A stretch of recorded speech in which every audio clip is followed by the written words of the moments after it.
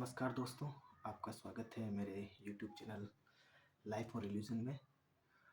और आज एक विशेष वीडियो लेके मैं उपस्थित हुआ हूँ आपके सामने। डॉक्टर गोविंद राम मेरा नाम है और आध्यात्मिक विषयों को पढ़ना, उनके बारे में चर्चा करना मेरी बड़ी रुचि रहती है इसमें। दोस्तों, आजकल एक चर्चा जो आप न्यूज़ चैनल में रोज़ सुन रहे हैं वो ये है, एक कोई बाबा जी हैं बागेश्वर धाम सरकार नाम से। वो ये दावा करते हैं कि उनके पास दिव्य शक्तियाँ हैं। वो खुद तो ये दावा नहीं करते, लेकिन उनके जो वीडियो जो प्रसारित होते हैं, उनके जो प्रोग्राम होते हैं, तो उनसे ऐसा प्रतीत होता है कि उनके पास कोई दिव्य शक्तियाँ हैं और वो लोगों के नाम बिना बताए जान लेते हैं, उनके परिवार वालों के नाम जान लेते हैं, उनकी जीवन की समस्याएं जान लेते हैं।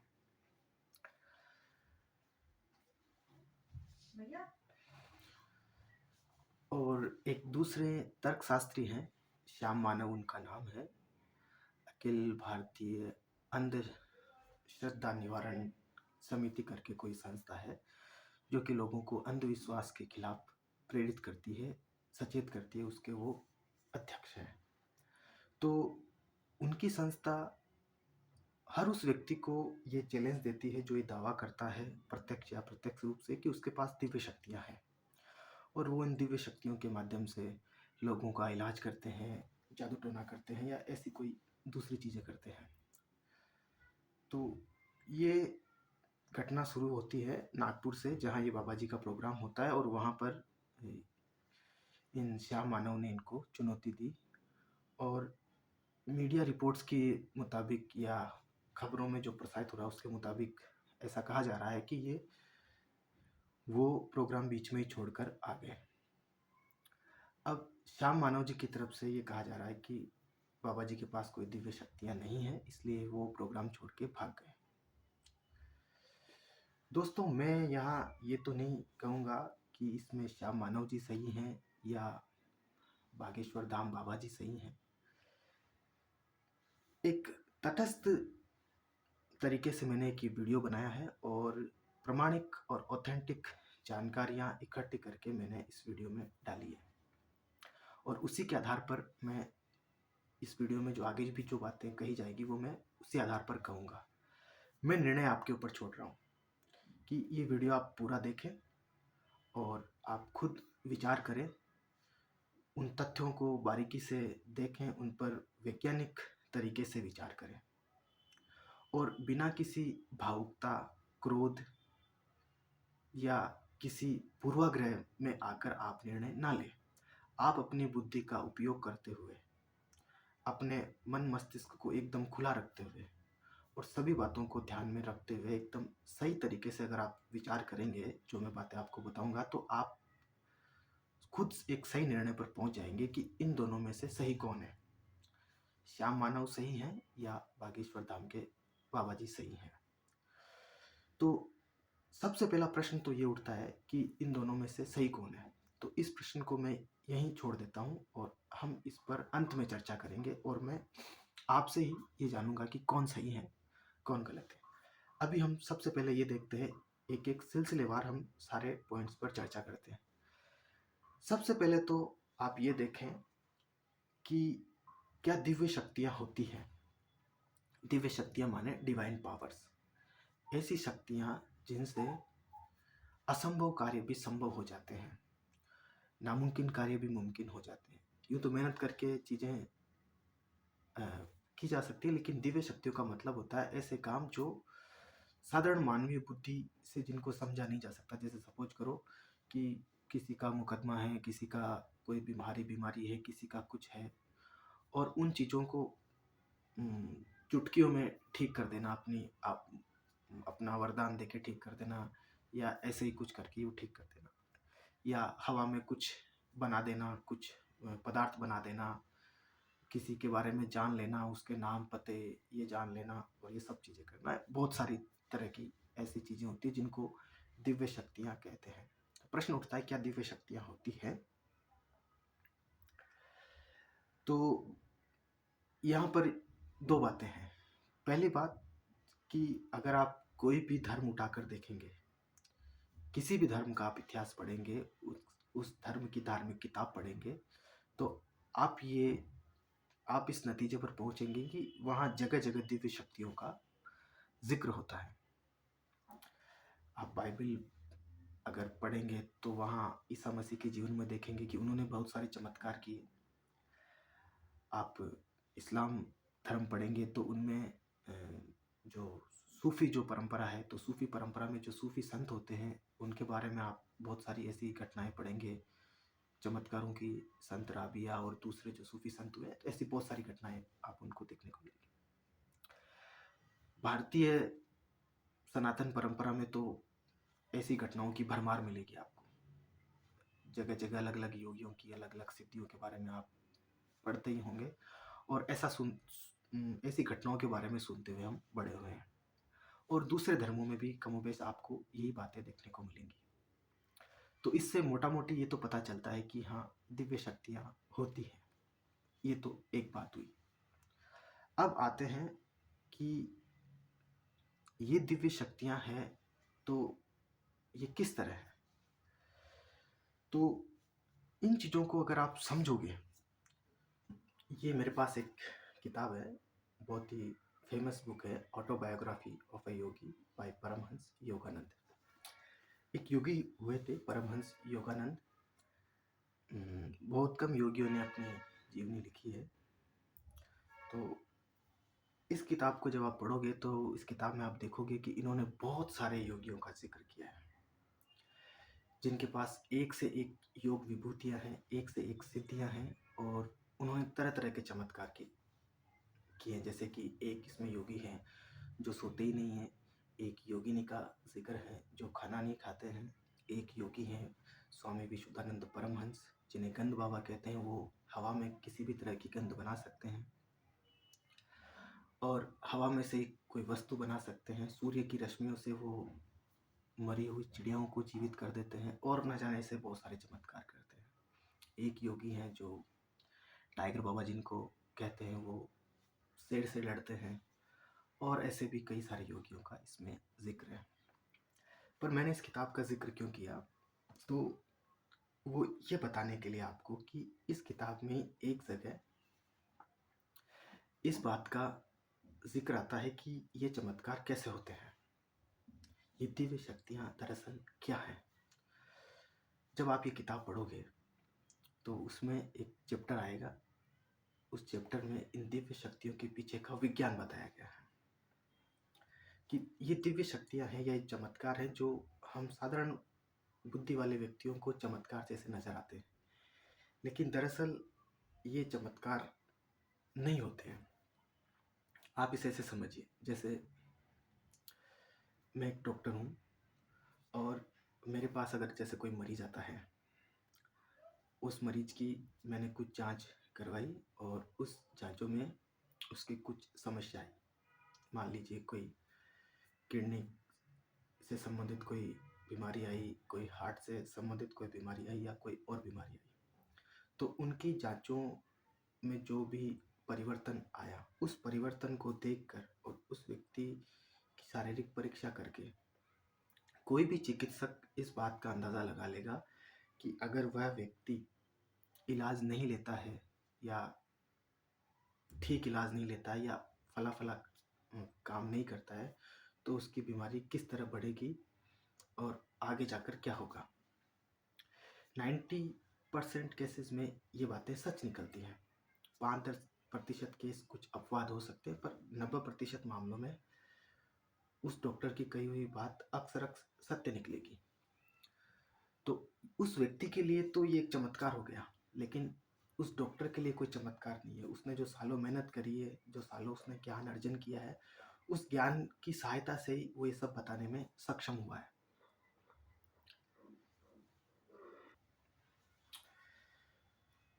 ठीक इसी तरह दिव्य शक्तियाँ भी होती है, चमत्कार भी होती है। वो उच्चतर विज्ञान है और अगर आप अंदाज़ा लगा लीजिए कि मेडिकल साइंस में एक डॉक्टर को इतना पढ़ना पड़ता है, इतनी मेहनत करनी पड़ती है, तो जो उच्च उच्चतर विज्ञान है, तो उसे समझने के लिए और भी व्यक्ति को ज़्यादा मेहनत करनी पड़ेगी, ज़्यादा प्रयास करने पड़ेंगे, और उन्हीं प्रयास को भारतीय अध्यात्म में साधना कहते हैं, तप कहते हैं, तपस्या कहते हैं। मेरा ये समझाने का आपको इतना ही इसका मकसद है कि दिव्य शक्तियाँ होती हैं, लेकिन वो चमत्कार आप ऐसे मत समझिए कि वो चमत्कार इस तरह होते हैं कि नथिंग में से कुछ प्रकट हो गया। उसका भी एक विज्ञान है, उसका भी एक आधार है। उसको अगर समझा जाए, अगर मन की शक्तियों को उस ओर लगाया जाए और उस चीज़ को हासिल किया जाए, उसके पीछे का विज्ञान समझा जाए, तो आपको उसमें भी कुछ भी रहस्य जैसा नहीं नज़र आएगा। वो चीज़ भी आपको साधारण नज़र आएगी।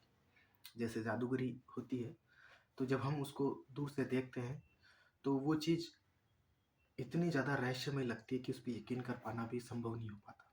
लेकिन अगर आपको उसके पीछे का आधार बता दिया जाए, उसके पीछे का विज्ञान बता दिया जाए, उसके पीछे का दृष्टि भ्रम बता दिया जाए, तो वो चीज़ आपको एक साधारण चीज़ लगने लगेगी। दिव्य शक्तियों के बारे में भी ऐसा ही है, चमत्कारों के बारे में भी ज़्यादातर ऐसा ही है। जितना बड़ा चमत्कार, जितनी बड़ी दिव्य शक्ति, उतना ही उच्चतर विज्ञान। योग शास्त्र में कहा जाता है कि हमारे 3 शरीर होते हैं। एक जो शरीर हम देखते हैं, इसे स्थूल शरीर कहते हैं। वर्तमान चिकित्सा विज्ञान इसी स्थूल शरीर तक सीमित है। इसके अलावा एक सूक्ष्म शरीर होता है और एक कारण शरीर होता है। सूक्ष्म शरीर होता है वो ज़्यादा डेवलप होता है, और कारण शरीर उससे भी ज़्यादा डेवलप होता है। सूक्ष्म शरीर के बारे में जानकारी के लिए मेडिटेशन और दूसरी तरह की क्रियाएं करनी पड़ती है। उससे मन को आप एकाग्रचित करके और मन की शक्तियों को आप अभिवर्धन कर सकते हो। तो जैसे जैसे व्यक्ति इन इन चीज़ों को जानता है, तो वो कई सारी जो चीज़ें जो चमत्कार जैसी नज़र आती है, उन्हें वो आसानी से कर सकता है। तो अब आपको ये बात तो समझ में आ गई कि दिव्य शक्तियाँ होती हैं, और वह दिव्य शक्तियाँ भी एक उच्चतर विज्ञान की वजह से होती हैं। अब हम आगे बढ़ते हैं, और अब हम ये बात जानेंगे कि क्या बाबा जो बागेश्वर धाम के बाबा जी हैं, क्या उनके पास दिव्य शक्तियाँ हैं? तो मैं ये तो नहीं कहूँगा कि बाबा जी के पास शक्तियाँ है या नहीं। ये बात बाबा जी जाने और उनके भगवान जाने। ठीक है, मैं आपके सामने कुछ तथ्य रखता हूँ, और आप उन तथ्यों पर विचार करें, और आप उन तथ्यों पर विचार करके फिर खुद निर्णय करें कि उनके पास दिव्य शक्तियाँ है या नहीं है। दोस्तों, मैंने जितना अध्यात्म को जाना है, जितना पढ़ा है और जितना अध्ययन किया है, एक बात तो मैं आपको पूरे दावे के साथ कह सकता हूँ कि कोई भी सिद्ध योगी कभी भी अपनी शक्तियों का प्रदर्शन तमाशे की तरह नहीं करता है। मैं आपको एक उदाहरण देता हूँ। अभी एक बहुत बड़े संत हुए हैं, देवराहा बाबा जी। सन 1990 में उन्होंने अपना शरीर छोड़ दिया। इन बाबा जी की असली उम्र क्या थी, ये किसी को नहीं पता, और भारत के प्रथम राष्ट्रपति ने इनके आयु के बारे में अनुमान लगा के बताया था कि कुछ 150-200 इससे ज़्यादा हो सकती है, क्योंकि वो जब छोटे थे तो अपने दादाजी के साथ आते थे, और उनके दादाजी भी अब जब छोटे थे तो वो अपने पिताजी के साथ आते थे। ये जो संत थे देवराहा बाबा जी, इनका एक इंटरव्यू यूट्यूब पर उपलब्ध है। वो इंटरव्यू अगर आप देखोगे तो उस इंटरव्यू में पत्रकार महोदय इनसे सवाल करते हैं कि बाबा जी, हमने सुना है कि आप सर्दी गर्मी बरसात में कपड़े नहीं पहनते हैं और आप ऐसे ही घूमते रहते हैं, आपको मौसम का कुछ अता पता नहीं रहता क्या? और हमने सुना है कि आप कुछ खाते पीते भी नहीं हैं, तो आपका ये शरीर कैसे चलता है? क्या आपके शरीर को भोजन की आवश्यकता नहीं है? तो बाबा जी कहते हैं कि ये खिचड़ी मुद्रा का रहस्य है। खिचड़ी मुद्रा जिसे सिद्ध हो जाती है तो उसे भोजन करने की आवश्यकता नहीं रहती। तो पत्रकार महोदय इनसे कहते हैं कि आप हमें बताइए खिचड़ी मुद्रा कैसे करते हैं? तो देखिए बाबा जी उनसे कहते हैं कि बेटा, जो योग विज्ञान है वो तमाशा नहीं होता। उसका हर कहीं तमाशे की तरह प्रदर्शन नहीं किया जाता। किसी पात्र सुशिष्य को ही वो विद्या बताई जाती है, सिखाई जाती है।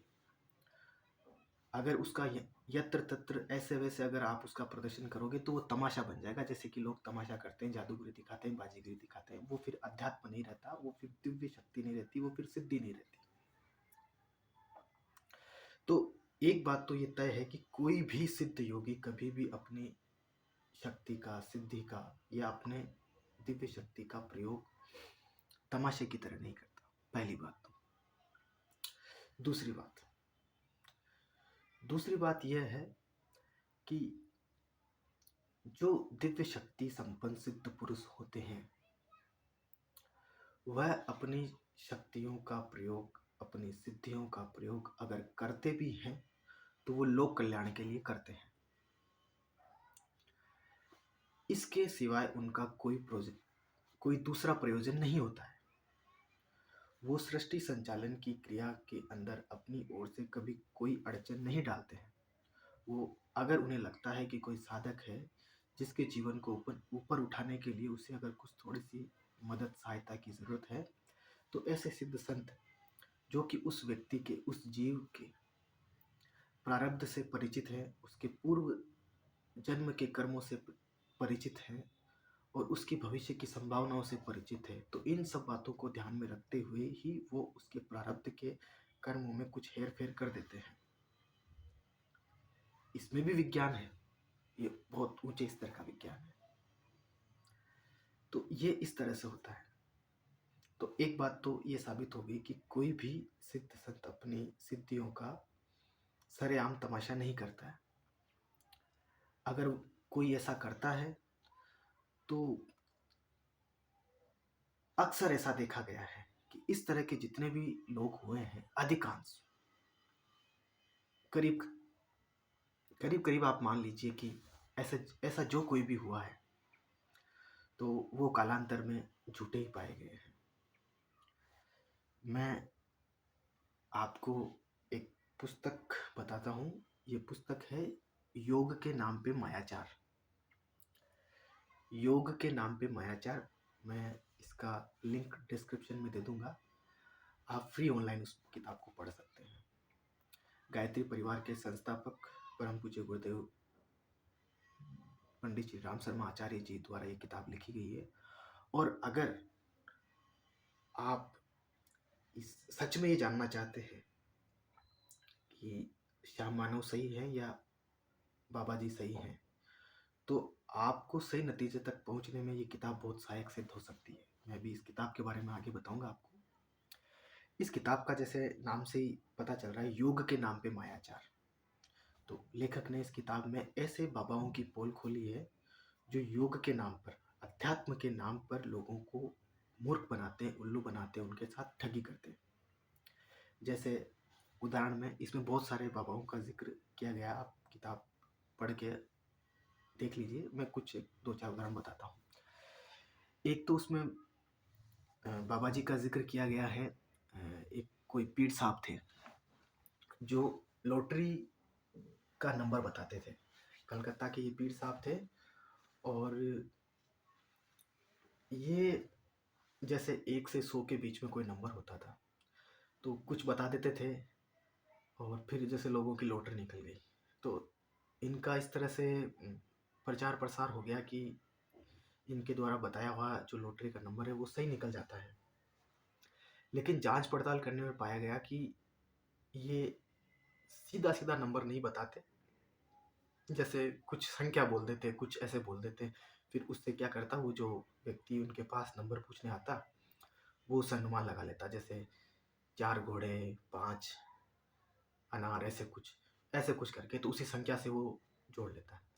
अब चूंकि ये सपोज करो इनके पास सैकड़ों लोग रोज आए और उन्होंने अलग अलग संख्या उनको बताई ऐसे, तो अब जब नंबर आना है तो वो 1 से 100 के बीच कोई नंबर आना है, तो किसी ना किसी 10-20 लोगों की तो लॉटरी उसमें लगनी है, उसमें उस सट्टे में उनका नंबर आना ही है।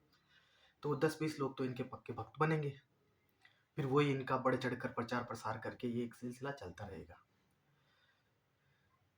एक दूसरे इसमें किताब में एक चंपारण के एक बाबा जी थे, उनका जिक्र किया गया है कि उनके बारे में प्रचलित था कि वो सोना बनाते थे और फिर वो सोना अपने भक्तों को दे देते थे। तो लेखक ने उनके बारे में जांच पड़ताल की, कैसे की वो आप पुस्तक पढ़ के उसमें देखना, बड़ी वीडियो लंबा हो जाएगा तो मैं शॉर्ट में बता रहा हूँ। तो पता करने में मालूम पड़ा कि वो कुछ उसके अंदर गड़बड़ी करके और तांबे को सोना बनाने का वो नाटक करते थे, लेकिन वो तांबा निकाल के उसमें सोना डाल के और सोना बना लेते थे, तो वो भी गड़बड़ी निकली। और इसमें एक त्रिकालदर्शी संत थे भरतपुर रियासत में, उनका भी एक जिक्र आता है। तो उनके बारे में आप पढ़ेंगे तो उनका भी ये जो घटना है वो करीब करीब इन वर्तमान परिप्रेक्ष्य में जिन बाबा जी का जिक्र हो रहा है उनसे मिलती जुलती लगेगी, कि उनके पास भी लोग आते हैं अपनी समस्याओं को लेके। तो जब भीड़ में बहुत सारे लोग बैठे होते हैं तो वो त्रिकालदर्शी जो संत थे वो नाम बुला के उस व्यक्ति को बुलाते कि फला नाम का व्यक्ति जो फला शहर से आया है इधर आ जाए। फिर वो पहले से बता देते थे कि तुम इस गांव के हो, तुम्हारे ये पिताजी है और तुम्हारी ये समस्या है और तुम इसके लिए आए हो, और फिर भविष्य के लिए उनको कुछ बताते। तो उनका भी इसमें लेखक ने उस संत का ही पर्दाफाश करा, उनकी पोल भी उन्होंने खोली।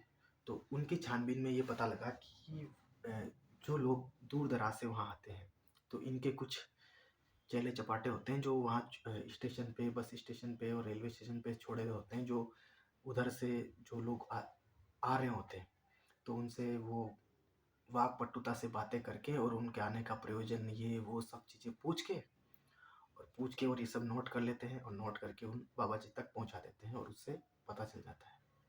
इन संत ने उन लोगों को अपने बारे में सारी गलत जानकारियाँ दी और वही गलत जानकारियाँ उन्होंने बाबा जी तक पहुँचाई, त्रिकालदर्शी। तो त्रिकालदर्शी बाबा जी ने ठीक हुई जानकारियों को दोहराया, तो उससे ये सिद्ध हो गया कि बाबा जी कोई त्रिकालदर्शी नहीं है, बल्कि वो एक फ्रॉड है। इस बात को दूसरे दिन वापस दोहराया गया किसी और व्यक्ति के साथ, तो भी वो बातें सत्य पाई गई। तो ऐसे बहुत सारे ढोंगी बाबाओं का इसमें जिक्र है। एक बाबा जी का जिक्र है जो कि जिनके पेशाब से दिए जलते हैं। तो अब मानने में तो बड़ा अटपटा लगेगा कि पेशाब से दिए कैसे जलते हैं। तो जब इन लेखक ने उसकी तहकीकात करी तो पता चला कि जो योग में एक वज्रोली क्रिया होती है, जिसमें क्या करते हैं कि लिंग के रास्ते से पदार्थ को ऊपर की तरफ खींचा जाता है। तो वो जो योगी थे वो क्या करते थे कि एकांत में घी को वज्रोली क्रिया से ऊपर की तरफ खींच लेते और फिर भक्तों के सामने आके मूत्र मार्ग से वो उसी घी को निकाल देते और उससे दिए जलते, तो लोग वो सोचते कि ये तो बड़े पहुँचे हुए संत हैं।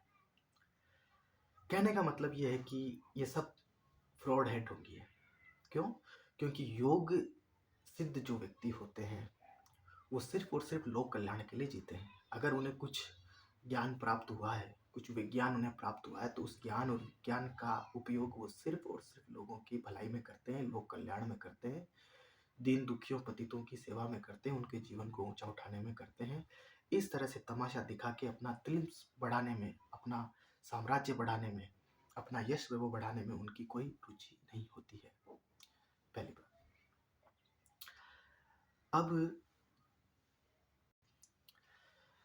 अब आते हैं श्याम मानव की बात पे। श्याम मानव को मैं व्यक्तिगत तौर पे नहीं जानता, पर जितना मैंने उनके बारे में पढ़ा है और जितना मैंने उनके बारे में वीडियो के माध्यम से, न्यूज के माध्यम से देखा है, मुझे लगता है कि वह एक जिज्ञासु व्यक्ति है और जैसा कि उन्होंने खुद ने कहा है कि वो खुद एक सनातनी हिंदू हैं और वो ना तो किसी धर्म के खिलाफ है, ना किसी ईस्ट के खिलाफ है। उनका जो मकसद है वो ठीक वही है जो हर सच्चे सनातनी का होता है। जैसे योग के नाम पे मायाचार, जो लेखक ने पुस्तक लिखी पंडित श्री राम शर्मा आचार्य ने, उन्होंने योग के नाम पे जो जो ढोंग फैलाते हैं, लोगों के साथ ठगी करते हैं, उनको उजागर किया, उनकी पोल खोली और बताया लोगों को कि ये सच्चा अध्यात्म नहीं है। सच्चा अध्यात्म होता है कि जीवन को ऊपर उठाना, मानवीय जीवन को अपने चरम पे लेके जाना, ये सच्चा अध्यात्म होता है। लोगों को मूर्ख बनाना ये सच्चा अध्यात्म नहीं है। तो श्याम मानव भी, जहाँ तक मेरी समझ है, उनका भी यही मकसद है। उन्होंने कहा है कि हम नहीं चाहते कि भोली वाली जनता है वो अध्यात्म के नाम पर, योग के नाम पर, धर्म के नाम पर, भगवान के नाम पर, इष्ट के नाम पर, जादू टोने के नाम पर गलत लोगों के हाथों में जाए और उनसे ठगी जाए। इसलिए अगर कोई व्यक्ति दिव्य शक्तियों का दावा करता है तो उसकी परीक्षा होनी चाहिए, उसकी जांच पड़ताल होनी चाहिए। तो मेरी नज़र में, मेरी दृष्टि के अंदर श्याम मानव जी हैं, उनकी बात सही है। अगर बाबा जी को लगता है कि सच में उनके पास में दिव्य शक्तियां हैं और वो किसी भी प्रकार की कोई ठगी नहीं करते हैं, वो कोई ढोंग नहीं करते हैं, तो उनको उनकी चुनौती स्वीकार करनी चाहिए। और चुनौती स्वीकार करके दूध का दूध, पानी का पानी करना चाहिए। अगर वो उनकी चुनौती स्वीकार करते हैं और एक बिल्कुल तटस्थ और न्यूट्रल एनवायरनमेंट के अंदर, जैसा कि श्याम मानव ने कहा, उस तरह से अगर वो अपनी बात को वहाँ रखते हैं, सिद्ध करते हैं, तो स्वागत है। अन्यथा मेरी दृष्टि में तो मैं यही मान के चलूँगा कि इन बाकी ढोंगी बाबाओं की तरह हो सकता है, ये बात मैं नहीं कहता, लेकिन हो सकता है कि इनकी सारी बातें भी गलत निकले। अब दोस्तों, फैसला आपके हाथ में है। मैंने आपको सारी बातें बताई। मैंने आपको बताया कि दिव्य शक्तियाँ क्या होती है। दिव्य शक्तियाँ होती है, लेकिन वो उनके पीछे भी विज्ञान होता है, पहली बात। दूसरी बात, दिव्य शक्तियों या सिद्धियों का कभी भी कोई तमाशा नहीं करता है। मैंने बहुत योगियों को पढ़ा है, करीब करीब हर धर्म को। मैं अध्यात्म का जिज्ञासु हूँ और मैं स्वयं भी काफ़ी उसमें अध्ययन करता हूँ। तो मैं अपने निजी अनुभव से ये बात मानता हूँ कि इस तरह के लोग होते हैं। लेकिन इस तरह के लोग कभी भी बाबा जी की तरह प्रदर्शन नहीं करते, ना तमाशा करते हैं। इस तरह के जो लोग होते हैं वो बहुत साधारण तरीके से रहते हैं और अपनी सिद्धि का सदुपयोग केवल सुपात्र शिष्य के सामने ही करते हैं। कभी भी भीड़ के सामने वो तमाशा नहीं करते, कभी भी नहीं करते। सच्चे सिद्ध योगी कभी नहीं करते हैं। और दूसरी बात आपको ये पता चलेगी कि ये जो डिबेट है, जिसको सनातन वर्सेस अदर बनाया जा रहा है, ये बात भी पूरी तरह से बेबुनियाद है। इस अगर कोई व्यक्ति दावा करता है तो उसे चुनौती स्वीकार करके उसे साबित करना चाहिए। अगर वो चुनौती स्वीकार नहीं करके उसे साबित नहीं कर रहा है और मनगढ़ंत दूसरी बातें करके और दूसरी तरह की बातें फैला रहा है, तो वो गलत है। क्योंकि सनातन धर्म के अंदर सिद्धियों का वर्णन है, उनका जिक्र है, लेकिन उनकी एक मर्यादा है, उनकी एक सीमा है। उनका कभी भी इस तरह से तमाशा नहीं बनाया जाता है, इस तरह से प्रचार नहीं किया जाता है। तो ठीक है दोस्तों, आज के वीडियो में इतना ही।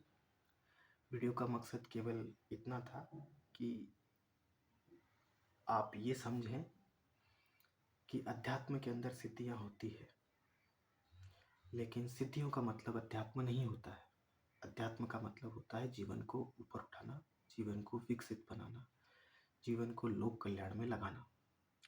तमाशा करना अध्यात्म का मकसद कभी नहीं रहा है और तमाशबीन लोग आध्यात्मिक नहीं होते हैं। इसलिए आप भी अच्छी तरह से इस बात को समझ लें कि जो लोग तमाशा करते हैं उनकी बातें प्रामाणिक हों ऐसी बहुत कम संभावनाएं हैं। ऐसे लोग प्रामाणिक नहीं होते, इनकी बातें भी प्रामाणिक नहीं होती है। अब जो शुरू में हमने सवाल रखा था कि कौन सही है, श्याम मानव सही है या बागेश्वर धाम बाबा जी सही हैं, तो अभी तक की वीडियो से आप समझ ही गए होंगे कि मेरा इशारा किस ओर है। तो ठीक है, मुझे दीजिए इजाज़त। आज की वीडियो में इतना ही। अगर आपके पास इस वीडियो से संबंधित कोई क्वेरी हो तो मेल डिस्क्रिप्शन में दिया गया है, कमेंट बॉक्स में लिख के आप मुझे बता सकते हैं। अगर वीडियो आपको अच्छा लगा तो इसे लाइक करिए और शेयर करिए। धन्यवाद। ओम शांति।